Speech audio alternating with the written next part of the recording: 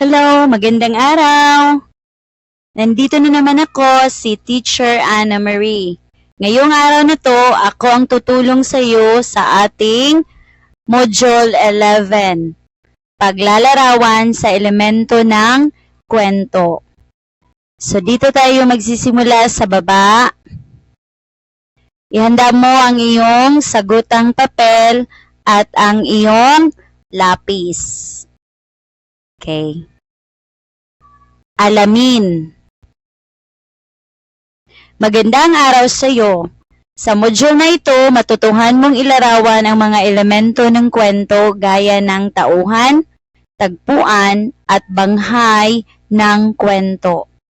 Pagkatapos ng module, ikaw ay inaasahang na ilalarawan ang mga elemento ng kwento gaya ng tauhan, tagpuan, at banghay ng kwento. Dito tayo sa subukin. Pagtugmain ang hanay A sa hanay B. Isulat ang iyong sagot sa sagutang papel. So ito yung hanay A, tapos ito yung hanay B. So basahin mo lang ito, tapos pipili ka ng sagot mo dito sa hanay B. Ang isulat mo lang ay letra ng iyong napili. Isulat mo dyan sa iyong sagutang papel. Pagtugmain. Ano ba yung tauhan, tagpuan, pamagat, banghay? Hanapin mo dito ang kanyang katugma. Letra ang isulat sa sagutang papel. Ito ang ating aralin 1. Paglalarawan sa tauhan, tagpuan, at banghay ng kwento. So magbabalik-aral muna tayo bago tayo magsisimula sa ating aralin 1. Panuto. Lagyan ng bituin ang mga pangungusap na may panggalang. Isulat ang iyong sagot sa sagutang papel. So ano ang isulat natin dito? Ang isulat natin ay bituin, tala, or star. So basahin lang natin itong pangungusap. Tapos kung ito ay nagpapakita ng paggalang, lalagyan or isulat natin ang bituin. At kapag hindi ito nagpapakita ng paggalang, huwag kang gumuhit ng bituin. Tuklasin. Basahin at unawain ng kwento. Meron tayong kwento dito. Ang pamagat ay Ang Panyo ni Luta. Sinulat ni Jessamay R. Pendon. Basahin natin ang kwento, basahin mo ang kwento hanggang dito. Pagkatapos basahin ng kwento, tukuyin ang elemento ng kwento gamit ang graphic organizer. Kumuha ng sagot sa nakakahon na story strips, isulat ang sagot sa sagutang papel. So ito yung mga story strips natin. Dito ka pipili ng isasagot mo sa ating graphic organizer. So, ito yung ating graphic organizer. Nakita mo? Pamagat, tauhan, tagpuan, banghay. Ang banghay, merong tatlo. Unang pangyayari, pangalawang pangyayari, at pangatlong pangyayari. So, ano ang isasagot natin dito? Dito tayo pipili sa ating comic strips. Ito, basahin mo lang to, tapos unawain mo kung saan dito ang elemento ng kwento. Saan dito yung tauhan, saan dito yung tagpuan, saan dito yung, ano ba yun? Pamagat, tapos banghay. Banghay yung mga pangyayari sa kwento. Sulat mo sa iyong sagutang papel. Punta tayo sa suriin. Sa pagsagot sa kwentong binasa, dapat tandaan ang mga elemento ng kwento. Ito yung mga elemento ng kwento. Pamagat, tauhan, tagpuan, at banghay ng kwento. So, ano yung pamagat? Ano ba ang pamagat? Ang pamagat ay nakasaad dito ang paksa o pag-uusapan sa kwento. Tingnan mo itong larawan. So, ito yung ating kwento. Tapos, dito nakalagay ang pamagat ng kwento. So, sa itaas. Tauhan. Ano ba yung tauhan? Ito ang gumanap sa kwento. O sila ito mga tauhan, mga tao. Tumutukoy sa mga tao na bida sa ating kwento. Sila yung gumanap. Tagpuan, ang panahon o lugar kung saan nangyari ang kwento o dito. Halimbawa ito, saan ba nangyari ang kwento? Sa bahay. Dito sa bahay. So, lugar. Panahon. O, kailan ba nangyari ang kwento? O, makikita mo dito. Ano to? Pagsikat ng araw. O, kailan ba sisikat ang araw? O, yan ay tumutukoy sa panahon. So, yan ay ang tinatawag na tagpuan. Ano naman itong banghay? Tawag sa pagkakasunod-sunod ng pangyayari o pagkakasunod-sunod. O meron ditong unang pangyayari, pangalawang pangyayari, at pangatlong pangyayari. So ito ang banghay.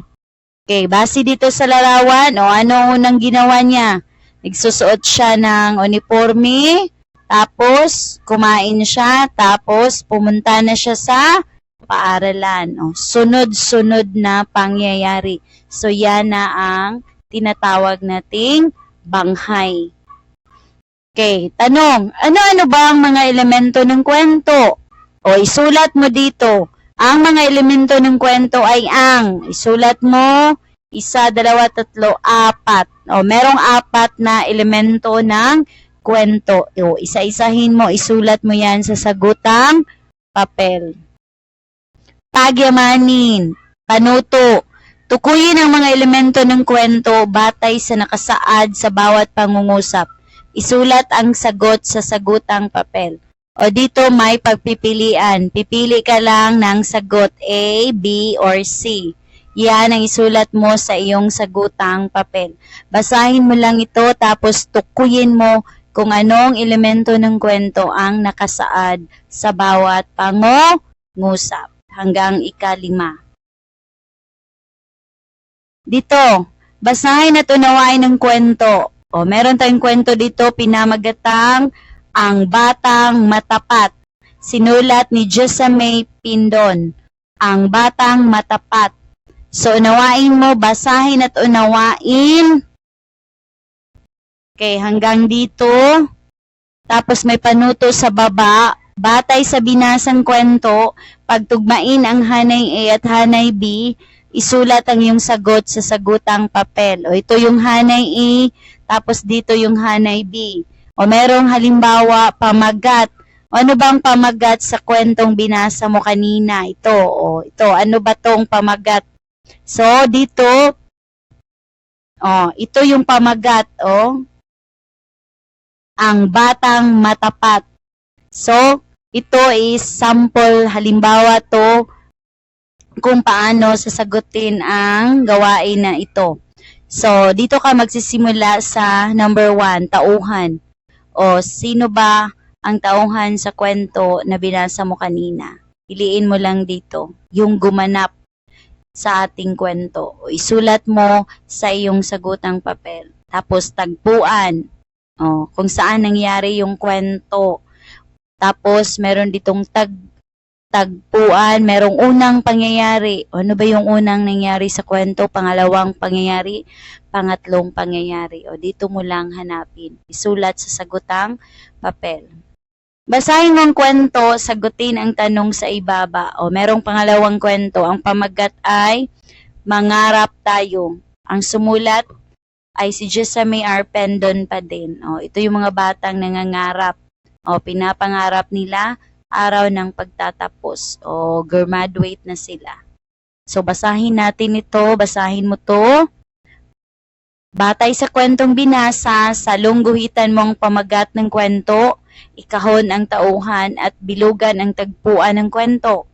So, ito yung panuto. Pagkatapos mabasa to, okay, anong gagawin? Sa lungguhitan mo ang pamagat. Pagkatapos, ikahon mo ang tauhan. Tapos, bilugan mo ang tagpuan. Nakuha? Kung pamagat, sa lungguhitan. Kung tauhan, ikahon. O, gagawa ng kahon or square. Kung tagpuan, bilugan or circulan.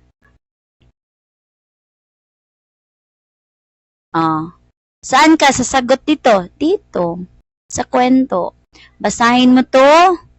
Tapos, hanapin mo yung pamagat sa lungguhitan mo. Tapos, sino ba mga tauhan dito? Ikahon mo. Tapos, saan ba nangyayari ang kwento natin na mangarap tayo? Bilugan mo. Nakuha? Okay, part 2. Batay sa kwentong binasa, tukuyin ang elemento ng kwento sa pamamagitan ng pagkumplito sa graphic organizer. Pumili ng sagot sa kahon, isulat ang iyong sagot sa sagutang papel. Batay sa kwentong binasa, so balikan natin dito, ito yung kwentong binasa natin. Anong gagawin? Kumplituhin ang graphic organizer, pumili ng sagot sa kahon. Ito yung ating graphic organizer. So, ito. Tapos, isusulat natin dito? Dito tayo pipili sa mga kahon na ito. Ito. Kopyahin lang natin ito sa ating sagutang papel. Halimbawa, pamagat. Ano ba ang pamagat ng kwento? Tingnan mo dito. Piliin mo ang pamagat ng kwento at isulat sa iyong sagutang papel. Next, basahin ang kwento at sagutan ng sumusunod na tanong. Pumili ng sagot sa loob ng kahon at isulat ito sa sagutang papel. So, ito yung kwento. Sina Pepa at Pina ni Jessamine R. Pendon. Basahin mo to. Okay, next. Merong katanungan. 1, 2, 3, 4, hanggang 5. Okay, ang gagawin mo, basahin ang kwento at sagutan ng sumusunod na tanong, pumili ng sagot sa loob ng kahon. Ito yung kahon, dito tayo pipili. Kalsada, kani, ito ba, ito ba. So, piliin mo dito, isulat mo ito sa iyong sagutang papel kung sa tiyak mo ito yung tamang sagot dito sa tanong sa ibaba. Klaro? Isa-isip. Dapat tandaan na ang isang kwento ay binubuo ng mga elemento. Ating balikan ang panyo ni Lota sa pahina 2. At tukuyin ang mga elemento ng kwento na ginamit sa seleksyon o teksto. Okay. Isa-isip, ilagay sa ating isipan at tandaan. Pamagat. Ang pamagat ay paksa ng kwento at makikita ito sa itaas na bahagi. Halimbawa, ang panyo ni Lota. So, makikita sa itaas na bahagi sa ating kwento. So, yan ay pamagat. Tauhan. Ang tauhan ay tumutukoy sa tao o karakter na gumaganap sa kwento. Halimbawa, Lota, Nanay Nora, Tia Linda. So, tao. So, yan ay tinatawag na tauhan. Tagpuan. Ang tagpuan ay tumutukoy sa lugar o panahon na naganap ang kwento. Halimbawa, sa kwarto. Kwarto ay isang lugar sa iyong bahay, sa loob ng bahay. So, yan ay tinatawag na tagpuan. Iba pang halimbawa ng tagpuan, ito yung mga pangalan ng lugar. Parke, ospital, Tagum City, simbahan, at mall. Ito ay mga lugar. Halimbawa ng lugar. Halimbawa ng panahon. Maulan na hapon, makulimlim na umaga. Hapon, umaga. So, yan ay mga panahon.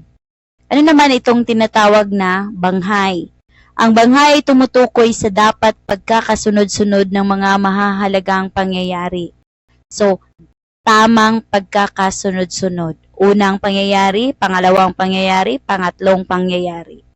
So, alamin mo kung alin dito ang unang nangyayari, alin ang pangalawa, at alin ang susunod. So, dito meron ng, halimbawa, isasama si Luta ng kanyang tiya Linda sa isang bakasyon. O, yan ang unang pangyayari. Habang naghahanda ng mga gamit, napansin ni Luta na nawala ang kanyang paboritong panyo. Yan ay ikalawang pangyayari sa kwento. At ang panghuli, napalundag sa tuwa si Luta na makita na dala ng kanyang nanay ang bagong labang panyo. So, nilalabhan pala ng nanay niya ang kanyang panyong hinahanap. Isagawa. Panuto. Basahin at unawain ng kwento, kumplituhin ang graphic organizer. So, ang kwento natin dito, pinamagatang bagong kaibigan. So, ito, tingnan mo tong larawan. Tapos, unawain mo ang kwento natin.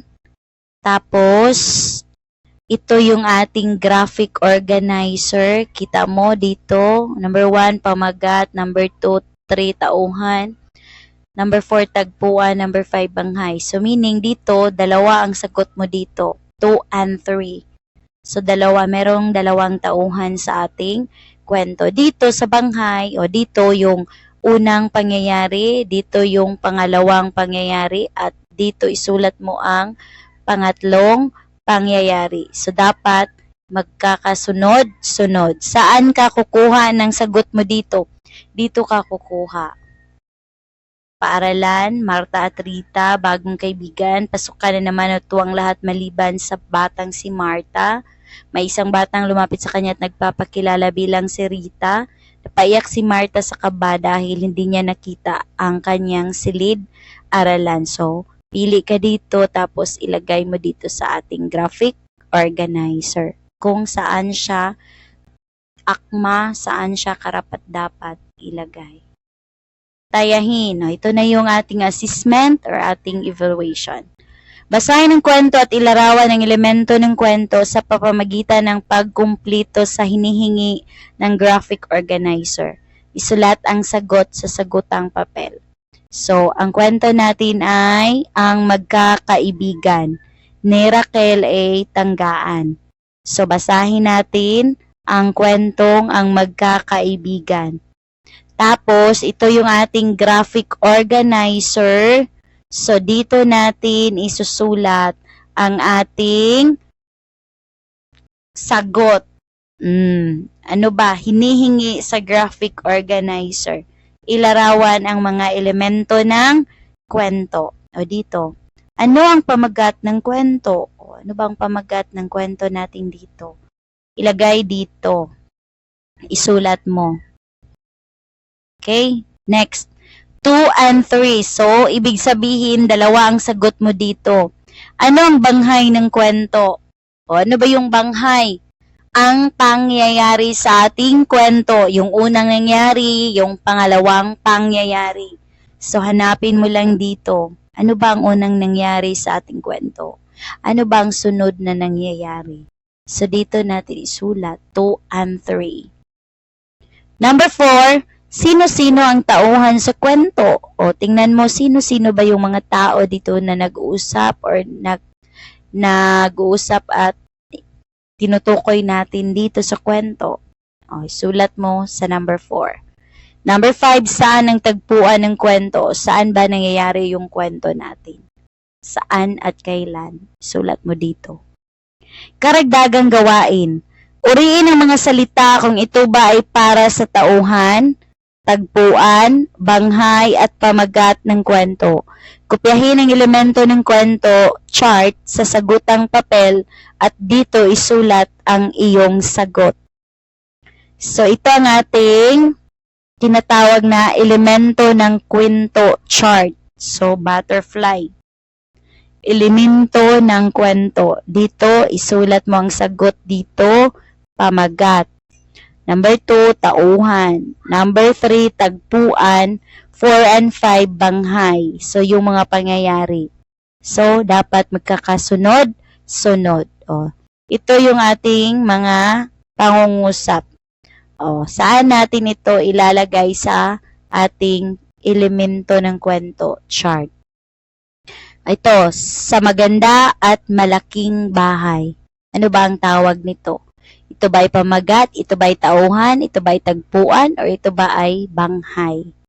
So, yan. Basahin mo yan at dito mo ilagay or kopyahin mo yan sa iyong sagutang papel. Okay, ito na yung susi sa pagwawasto. Alam na ni nanay, ni papa mo kung paano ito gagamitin at kung para saan ito. So, very good. Natapos mo na rin sa wakas ang ating module 11. So, congratulations. Keep safe always. Ingat palagi at thank you very much. Ito na naman si Teacher Anna Marie saying thank you very much.